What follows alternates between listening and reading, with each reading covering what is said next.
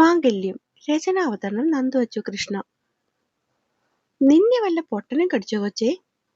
മാഷിന്റെ ചോദ്യം കേട്ടതും ഞെട്ടിക്കൊണ്ട് മണിക്കുട്ടി ആ മുഖത്തേക്ക് നോക്കി. ഏ എന്താ കൈമച്ച? അവളുടെ ആ ഞെട്ടിക്കൊണ്ടുള്ള ചോദ്യത്തിൽ ഇത്തവണ കൈമളും ഒന്ന് പകച്ചുകൊണ്ട് വീണ്ടും അവളുടെ മുഖത്തേക്കാണ് നോക്കിയത്. കൈമച്ച?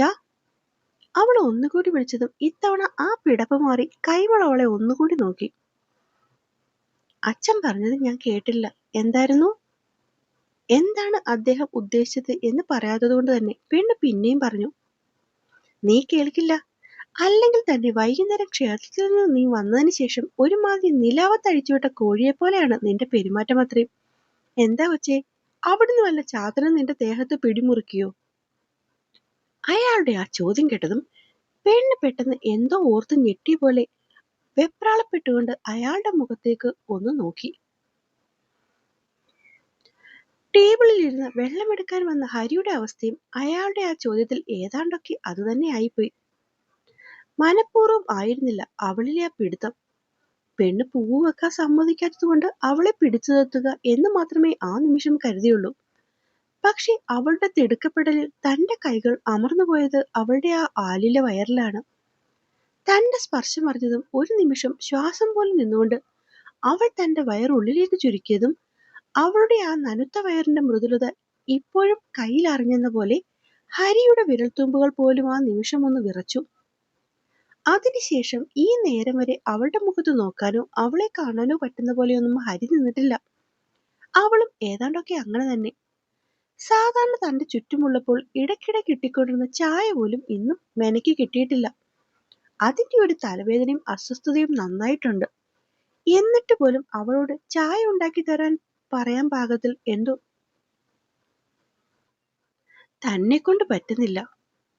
അതുമാത്രമല്ല, ഇവിടെ വന്നവളെ ഇറക്കിയതിനു ശേഷം ഇപ്പോഴാണ് പെണ്ണിനെ ഒന്ന് നേർക്കുനേരെ കാണുന്നത് തന്നെ.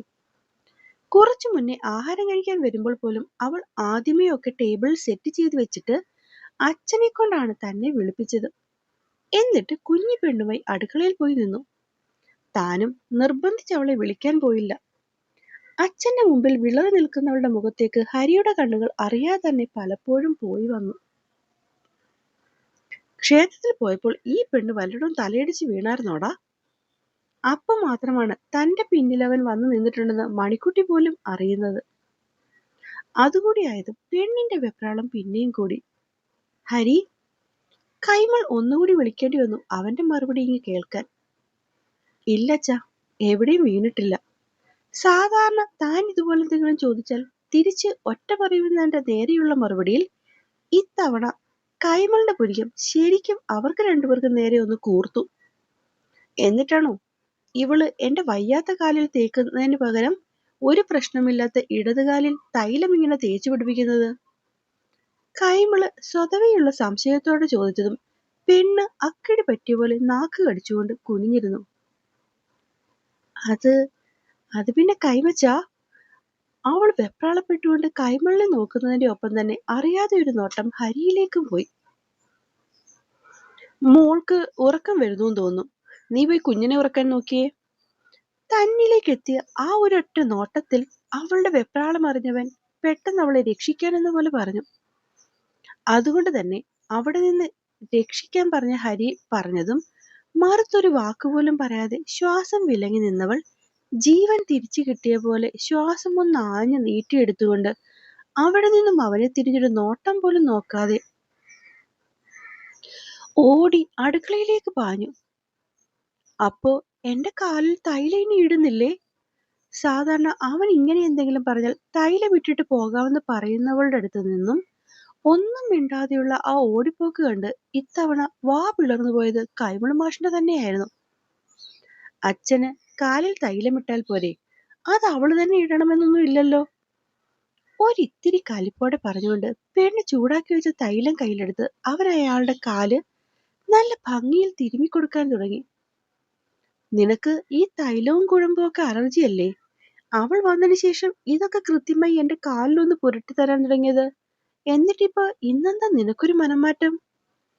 അവന്റെ മുഖത്തെ ഭാവങ്ങളൊക്കെ കണ്ണോടിച്ചുകൊണ്ട് കൈമള് ചോദിക്കുമ്പോൾ അയാളുടെ സ്വരത്തിലെ സംശയം അവനും മനസ്സിലാവുന്നുണ്ടായിരുന്നു. അതെ, കാല് തിരുമ്പി തരുന്നില്ലേ? കാര്യം നടന്നല്ലോ. അതുകൊണ്ട് കൂടുതൽ ഷെർലക് ഹോംസ് കളിക്കാതെ കാല് നീട്ടി അവിടെങ്ങാനും ഇരിക്കാൻ നോക്ക്. പറഞ്ഞുകൊണ്ട് അവൻ സൈഡിലെ തോർത്തിൽ കൈ തുരത്തതും മാഷിന്റെ അടുത്ത ചോദ്യം പിന്നാലെ എത്തി. തൈലം തൂത്തു വന്നോടെ നിന്റെ ജോലി കഴിഞ്ഞെന്നാവും. അവൻ അയാളെ ഒന്ന് നോക്കി. ഇനിയും എന്തെങ്കിലും ബാക്കിയുണ്ടോ എന്നുള്ള അർത്ഥത്തിൽ. ഇടാ, ഇനിയിപ്പൊ ആര് ചൂട് പിടിക്കും? നീ പോയേ. ആ പെങ്കൊച്ച് ഒക്കെ ഒരു വശത്തിന് ചെയ്തുകൊണ്ടിരുന്നതാ. അപ്പോഴാ അവന്റെ ഒരു ഭർത്താവ് കളി. മാഷ് ഇച്ചിരി കലിപ്പോടെ പറയാൻ തുടങ്ങിയതും, ഇപ്പൊ എന്താ, കാലൊരു ചൂട് പിടിക്കണം, അത്രയല്ലേ ഉള്ളൂ. ഞാൻ പോയി ചൂടുവെള്ളം എടുത്തുകൊണ്ട് വരാം. ഇനി അതിന് കിടന്ന് തുള്ളണ്ട. അയാളുടെ വാക്കുകളിൽ നിന്ന് രക്ഷപ്പെടാൻ എന്ന പോലെ അവൻ ഇത്തിരി കലിപ്പിട്ടുകൊണ്ട് നേരെ അടുക്കളയിലേക്കാണ് ചെന്നത്. അവിടുന്ന് ഒരു വാശിക്ക് നടന്നു വന്നെങ്കിലും അടുക്കളയിലേക്ക് കയറിയതും പിന്തിരിഞ്ഞു നിൽക്കുന്നവളെയാണ് കണ്ടത്. അവന്റെ കാലൊന്നറച്ചു. ഇതിനോടകം പുറത്തെ ഒച്ചപ്പാടിൽ കാര്യം അറിഞ്ഞവൾക്ക് അവന്റെ സാമീപ്യം പിന്നിലറിയാൻ കഴിയുന്നുണ്ടായിരുന്നു. അതിന്റെ ആ ഒരു വെപ്രാളത്തിൽ പെണ്ണ് അടുപ്പത്തിരുന്ന ചൂടുവെള്ളം വേഗത്തിൽ എടുക്കാൻ പോയതും അത് ഇത്തിരി ഒന്ന് തുളുമ്പി അവളുടെ പുറംകൈക്ക് മുകളിലാണ് വന്ന് വീണത്. ആ മേ! വേദനയിൽ പെണ്ണിന്റെ ശബ്ദമുയർന്നതും ഹരി ഓടിക്കൊണ്ട് അവളുടെ അടുക്കലേക്ക് എത്തി. കൺമണി, എന്തടി, എന്തു പറ്റി? ചോദിക്കുന്നതിനൊപ്പം തന്നെ അവൾ അമർത്തിപ്പിടിച്ച ഇടംകൈയിൽ അവന്റെ കൈ പതിഞ്ഞു. പൊള്ളിച്ചോടി നീ കൈ? നിന്നോടിപ്പോ ആരാ ചൂടുവെള്ളത്തിൽ കൊണ്ടുപോയി കൈയിടാൻ പറഞ്ഞത്? നിറഞ്ഞു തുളുമ്പി ഒഴുകിയ കണ്ണിലേക്ക് നോക്കി അവൻ ഇത്തിരി ദേഷ്യത്തോടെ പറഞ്ഞുകൊണ്ട് തന്നെ അവളെ വലിച്ച് വാഷ് ബേസിലെ വെള്ളത്തിന്റെ കീഴിലേക്ക് കൈ നീട്ടിപ്പിടിപ്പിച്ചു. എന്തിനാടി നിനക്കിത്രയും വെപ്രാളം? ആരെങ്കിലും ഇവിടെ ചാവാൻ കിടക്കുന്നോ? ധൃതിയിൽ ഓരോന്നും ചെയ്തിട്ടല്ലേ കയ്യിലിപ്പോ ചൂടുവെള്ളം വീണത്? വഴക്ക് പറയുന്നതിനൊപ്പം തന്നെ വെള്ളം നിർത്തിക്കൊണ്ട് അവൻ ആ കൈപ്പിടിയിൽ നിന്നും കൈ അകറ്റാതെ ഫ്രിഡ്ജ് തുറന്ന് 3-4 ഐസ് ക്യൂബ് എടുത്ത് അവളുടെ കൈക്ക് മുകളിലേക്ക് വെച്ചു. ആ നീറ്റലിലും തണുപ്പ് ചെന്ന പോലെ അവൾ ഒന്ന് വിറച്ചു. ഇത്തിരി നേരം ഇങ്ങനെ ഇരിക്കട്ടെ, അത് കഴിഞ്ഞ് പൊള്ളലിന്റെ ഓയിൽമെന്റ് തേക്കാൻ നമുക്ക്. ദേഷ്യത്തിലാണ് പറച്ചിലെങ്കിലും അവളുടെ കണ്ണുനീരവനെ വല്ലാതെ അലോസരപ്പെടുത്തുന്നുണ്ടായിരുന്നു ആ നേരം. ഇതേ സമയം അടുക്കളയിലെ ബഹളം കേട്ട് അങ്ങോട്ട് വരുന്ന കൈമൾ കാണുന്നത് അവളുടെ കൈ പൊതിഞ്ഞു പിടിച്ചുകൊണ്ട് ഐസ് ക്യൂബ് മെല്ലെ തടവി കൊടുക്കുന്നവനെ. എന്താടാ ഹരി, എന്തു പറ്റി? എന്തു പറ്റാൻ? അടുപ്പത്ത് കിടന്ന് വെള്ളത്തിന് ചൂടുണ്ടോ എന്ന് നോക്കാൻ പോയതാ മോള്. ഇങ്ങനെ ബോധവും വിവരവും ഇല്ലാത്തൊരു കഴുത. ഐസ് തടവുന്നതിന്റെ ഒപ്പം കലപില്ലാന്ന് അവന്റെ ദേഷ്യം പുറത്തു വന്നു. ഒരുപാട് പൊള്ളിയോ മോളെ? അയാളും വെപ്രാളപ്പെട്ടുകൊണ്ട് വന്ന് അവളുടെ കൈ നോക്കാൻ ശ്രമിച്ചെങ്കിലും അവന്റെ കൈക്കുള്ളിരുന്ന കൈയിലെ ചുവപ്പ് ചെറുതായി ഒന്ന് കാണാനേ പറ്റിയുള്ളൂ. തിളച്ച വെള്ളം സാധാരണ മോള് മഗ് വെച്ചല്ലേ എടുക്കുന്നത്, ഇന്ന് എന്തു പറ്റി? ആ ചോദ്യത്തിന് മറുപടി ഇല്ലാത്ത പോലെ പെണ്ണ് തല കുമ്പിട്ട് നിന്നു. പറയാൻ പറ്റില്ലല്ലോ, ഈ ഒരാളെ കണ്ട വെപ്രാളത്തിൽ കയറി കൈ പിടിച്ചതാണെന്ന്. ഞാൻ പറഞ്ഞില്ലേ അച്ഛാ, ഇവൾക്ക് ഒന്നിനും ഒരു ബോധമില്ല. നോക്കിക്കോ, ഇനി എന്തെങ്കിലും ചൂടുള്ള സാധനത്തിൽ കൊണ്ട് ഇവള് കൈയിടട്ടെ, ഇവളുടെ അടുക്കള കയറി ഞാൻ അന്നോടത്തോടെ നിർത്തും. പിന്നെയും അവളുടെ നേരെ ചാടിക്കൊണ്ട് അവൻ മുറിയിൽ നിന്നും പൊള്ളലിന്റെ മരുന്നെടുക്കാൻ തുടങ്ങി. അതേസമയം അവളെ പ്രതിയുള്ള അവന്റെ വെപ്രാളവും ദേഷ്യവും നോക്കിക്കാണുകയായിരുന്നു കൈമൾ മാഷ്. നിന്റെ മനസ്സിന്റെ കോണിലെവിടെയോ മണിക്കുട്ടി ഉണ്ട് മോനെ. ആ നിമിഷത്തിലും അങ്ങനെയൊരു തോന്നലിൽ കൈമളിന്റെ മനസ്സൊന്ന് തുടിച്ചു. ആട്ടമുണ്ട്, ആട്ടമുണ്ട്. മുന്നിലിരിക്കുന്ന മേശയിൽ താളം തട്ടിക്കൊണ്ട് ആൽബി പറയുമ്പോൾ തൊട്ടടുത്തിരുന്ന സീതയുടെ മുഖത്തും നിറഞ്ഞ പുഞ്ചിരി തന്നെയാണ്. അല്ലെങ്കിലും എന്റെ പെൺകൊച്ചിനെ അങ്ങനെ കണ്ടില്ലെന്ന് നടിക്കാനൊന്നും അവനെ പോലൊരു പാവത്തിന് കഴിയില്ല. അത് വല്ലാത്തൊരു ആത്മഹർഷത്തോടെയാണ് കൈമൾ കേട്ടുകൊണ്ടിരുന്നത്. തലേന്ന് രാത്രിയിൽ നടന്ന കാര്യങ്ങൾ വള്ളി പുള്ളി വിടാതെ പറഞ്ഞപ്പോൾ ഉണ്ടായ ആൽബിയുടെ സന്തോഷമാണ് കുറച്ചു മുന്നേ കേട്ടത്. അതെ, ഞാൻ ഇപ്പോഴും പറയുന്നു, ആവശ്യമില്ലാത്ത മനക്കോട്ടൊന്നും എല്ലാരും ചേർന്ന് കെട്ടണ്ട, അവസാനം സങ്കടപ്പെടരുത്. ഓ എന്റെ ശ്രീധരേട്ടാ, നിങ്ങൾ ഈ നെഗറ്റീവ് പറയുന്നത് നിർത്തുന്നുണ്ടോ? ഒരു കാര്യവുമില്ല ആൽബി, എത്ര പറയണമെന്ന് പറഞ്ഞാലും ഈ പുള്ളി കറങ്ങി തെറ്റി ഇങ്ങനെയൊക്കെ തന്നെ പറയുകയുള്ളൂ. ശ്രീധരന്റെ ആ ഒരൊറ്റ വർത്തമാനത്തിൽ അതുവരെ സന്തോഷിച്ചുകൊണ്ടിരുന്ന കൈമളിന്റെ മുഖം പെട്ടെന്ന് സങ്കടത്തിലായി എന്ന് കണ്ടെത്തിയാണ് സീത അത്രയും പറഞ്ഞെഴുന്നേറ്റത്. ഞാൻ നെഗറ്റീവ് ഒന്നുമല്ല പറഞ്ഞത്. കല്യാണം കഴിഞ്ഞ് അവര് ശരിക്കൊന്ന് സംസാരിക്കുക പോലും ചെയ്യും മുന്നേ തന്നെ നിങ്ങളുടെയൊക്കെ ഈ ആവശ്യമില്ലാത്ത ആക്രാന്തം കണ്ട് പറഞ്ഞു പോയതാണ്. ഇനിയും താൻ അവിടെ ഇരുന്നാൽ ഇതുപോലെ എന്തെങ്കിലും പറഞ്ഞു പോകും എന്നൊരു ചിന്തയിൽ ശ്രീധരൻ പുറത്തു പോകാനായി എഴുന്നേറ്റു. ശ്രീധരേട്ടൻ എങ്ങോട്ടാ? എനിക്കൊന്ന് കൃഷിഭവന വരെ പോണമെടാ. ഞാനും വരുന്നു ശ്രീധരേട്ടാ, ഞാന് അങ്ങോട്ടേക്കാക്കാം പറഞ്ഞുകൊണ്ട് ആൽബിയും ഒപ്പം എഴുന്നേറ്റു. അപ്പോഴും കുനിഞ്ഞിരിക്കുന്ന കൂട്ടുകാരന്റെ മുഖം തെളിഞ്ഞിട്ടില്ല എന്ന് കണ്ട് ശ്രീധരൻ അടുത്തേക്ക് ചെന്നു. എടോ, താൻ ഇങ്ങനെ വിഷമിക്കാനൊന്നുമില്ല. ഞാൻ പറഞ്ഞത് ഓ താനത് വിട്. ഇന്നല്ലെങ്കിൽ നാളെ നമ്മുടെ മണിക്കുട്ടിയെ ഹരി സ്നേഹിക്കുക തന്നെ ചെയ്യും. അത് കേട്ടതും അത്രയും നേരം മുഖം വാടിയിരുന്ന കൈമൾ സന്തോഷത്തോടെ ആ കണ്ണിലേക്കൊന്ന് നോക്കി. പക്ഷേ അതിനവർക്ക് കുറച്ച് സമയം കൊടുക്കേണ്ടത് ഞങ്ങളാണ്. ഒരു വിത്താണെങ്കിലും മണ്ണിൽ വേരുമുറയ്ക്കാനും വളരാനും പൂവിടാനും ഒക്കെ ശരാശരി സമയം വേണ്ടിടോ. അല്ലാതെ ഇന്നലെ കുഴിച്ചിട്ടാൽ ഇന്ന് ഫലം കിട്ടും എന്നൊക്കെ താൻ ആഗ്രഹിക്കണോ? അതുകൊണ്ട് നിങ്ങൾ അവർക്കല്പം സമയം കൊടുക്ക്. തല്ലി പഴിപ്പിക്കുന്നത് നല്ലതല്ലിടോ തനിയെ പൂവിടുന്നത്. അത്രയും കേട്ടതും പോയിപ്പോയ സകല സന്തോഷവും തിരിച്ചു കിട്ടിയ പോലെ കൈമൾ എഴുന്നേറ്റു. താനും ഇറങ്ങുവാണോ? തങ്ങൾക്കൊപ്പം കൈമളും എഴുന്നേൽക്കുന്ന കണ്ട് ശ്രീധരൻ ചോദിച്ചു. അങ്ങോട്ട് ചെല്ലട്ടടോ, അവിടെ എന്തായി എന്നൊന്നും അറിയില്ല. ഇന്നലെ കൈ വയ്യാത്തത് കൊണ്ട് അവൾക്ക് കിടക്കാൻ പായൊക്കെ വിരിച്ചു കൊടുത്തത് അവനാണ് എന്ന് വെച്ച് ഇന്നും സ്നേഹത്തോടെ അവൻ പെരുമാറണമെന്ന് ഒരു നിർബന്ധവുമില്ല. വേണമെങ്കിൽ അടുക്കളയിൽ കയറാതിരിക്കാൻ അവൾ തനിയെ കൈ പൊള്ളിച്ചതാണെന്നും പറഞ്ഞുകൊണ്ട് ചിലപ്പോൾ പോയി അംഗം വെട്ടാനും വഴിയുണ്ട്. തൽക്കാലം അവളുടെ രണ്ടിന്റെയും ലൈഫിൽ ഒരു റഫറിയുടെ പോസ്റ്റാണ് എനിക്ക്.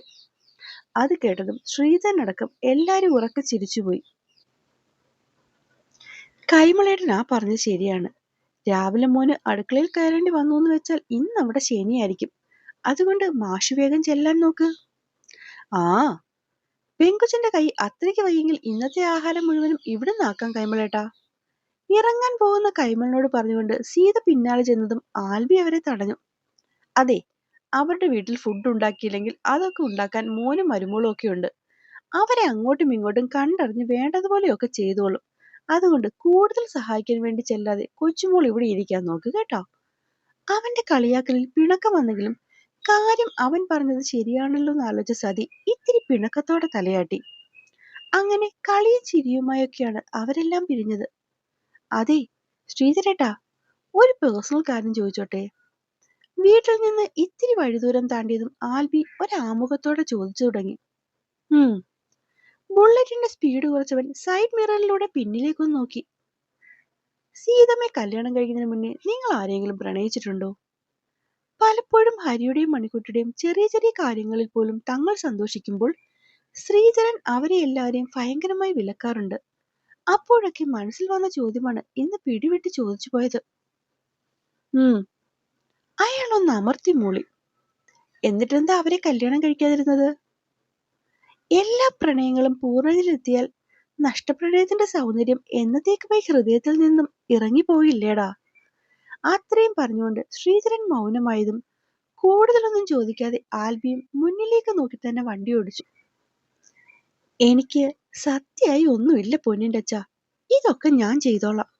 സവാള അരിഞ്ഞ് കണ്ണു നിറഞ്ഞൊഴുകുന്നവനെ നോക്കി മണിക്കുട്ടി പറയുമ്പോൾ രൂക്ഷമായ ഒരു നോട്ടമായിരുന്നു തിരിച്ചു കിട്ടിയത്. അവൾ പെട്ടെന്ന് തല കുനിച്ചു. പക്ഷെ പിന്നെയും അവന്റെ കണ്ണ് നിറഞ്ഞൊഴുകുന്ന കണ്ട് അവൾക്ക് വല്ലാത്ത സങ്കടം വരുന്നുണ്ടായിരുന്നു. പൊന്നിന്റെ അച്ഛാ, ഞാൻ പറയുന്ന ഒന്ന് കേൾക്ക്. ഷർട്ടിന്റെ തോളിൽ കണ്ണു തുടയ്ക്കുന്ന കണ്ടതും പെണ്ണിത്തവണ അവൻ അരികിലേക്ക് അവന്റെ ആ ഷർട്ടിൽ മുറുക്കി പിടിച്ചു. അതോടെ ആയതും കയ്യിലിരുന്ന കത്തി കട്ടിംഗ് ടേബിളിലേക്ക് വെച്ചുകൊണ്ട് അവൻ പൂർണ്ണമായും അവൾക്ക് നേരെ തിരിഞ്ഞു. ഇതെന്തടി? എന്താന്ന്? ഒക്കെ കയറിയത് ചെയ്യാൻ നിന്റെ ഈ കൈയൊക്കെ നേരെയായോ? അവൾക്കടുത്തേക്ക് പാഞ്ഞെത്തി അവളുടെ കൈപ്പത്തിയിലാകെ ചുവന്നു കിടക്കുന്ന പാട് പൊക്കി കാണിച്ചുകൊണ്ട് അവൻ ചോദിച്ചതും പെണ്ണ് നിറഞ്ഞ കണ്ണോടെ അവനെ ഒന്ന് നോക്കി. എന്താടി, നിനക്ക് വേദനിക്കുന്നോ പിന്നെയും? അവൾക്ക് കൈവേദന എടുത്തിട്ടാണ് ഇപ്പോഴും ആ കണ്ണ് നിറയ്ക്കുന്നതെന്ന് കണ്ടതും ദേഷ്യം ഒതുക്കി വല്ലാത്തൊരു വെപ്രാളത്തോടെ അവൻ ആ കയ്യിൽ തടവിക്കൊണ്ട് ചോദിച്ചു. പൊന്നിന്റെ അച്ഛനെന്തിനാ എന്നെ എപ്പോഴും ഇങ്ങനെ വഴക്കു പറയുന്നത്? അവൻ ഒച്ചയെടുക്കുമ്പോഴൊക്കെ അവൾക്ക് ശരിക്കും സങ്കടം വരുന്നുണ്ടായിരുന്നു. അത് പിന്നെ ഞാൻ നിന്നെ എന്താ വേണ്ടത്? ഇത്തിരി ഇല്ലാത്ത കുഞ്ഞിപ്പെണ്ണിനെ പോലും അറിയാം ചൂടുള്ള സാന്തൽ കയറി കൈപിടിക്കരുതെന്ന്. അപ്പൊ പിന്നെ ആ ബോധം പോലും ഇല്ലാത്ത നിന്നെ ഞാൻ എന്താ വേണ്ടേ? തലയിലെടുത്തു വെക്കണോ? കഴുത. ഇത്തവണ അവളുടെ തലയിൽ കൂടി ഒന്ന് മേടിക്കൊണ്ടാണ് അവൻ പല്ല് ഞെരിച്ചത്. ഔ, നൊന്തു. പെണ്ണിന് അവന്റെ തട്ടലിൽ ശരിക്കും വേദനിച്ചു. എപ്പോഴും എന്നെ വേദനയാക്കും പൊന്നിന്റെ അച്ഛൻ. തലയിൽ കൈവച്ചുകൊണ്ട് അവൾ ചുണ്ടു പിളർത്തിയതും അവളുടെ പുലർത്തേക്ക് ഉന്തിയ ചുണ്ടിൽ ഒരു നിമിഷം ഹരി അറിയാതെ നോക്കി നിന്നുപോയി. അപ്പോൾ എന്നെ കേൾക്കുകയും വായിക്കുകയും ചെയ്യുന്ന എൻ്റെ കൂട്ടുകാർക്ക് കഥ ഇഷ്ടമാകുന്നുണ്ടെങ്കിൽ സബ്സ്ക്രൈബ് ചെയ്ത് സപ്പോർട്ട് ചെയ്യാൻ മറക്കല്ലേ. നന്ദി.